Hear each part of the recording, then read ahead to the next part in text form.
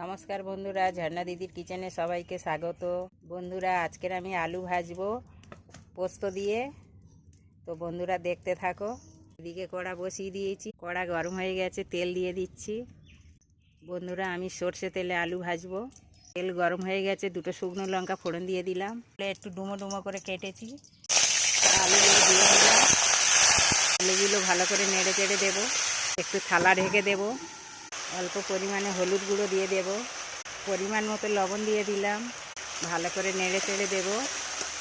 বন্ধুরা দেখো, আলু সিদ্ধ হয়ে গেছে। এবার এই পোস্ত বাটাটা দিয়ে দেবো। তবে পোস্তটা আমি খুব ভালো করে পিষিনি, একটু আদা পিষা আছে, তো এইটা দিয়ে দেবো। এখন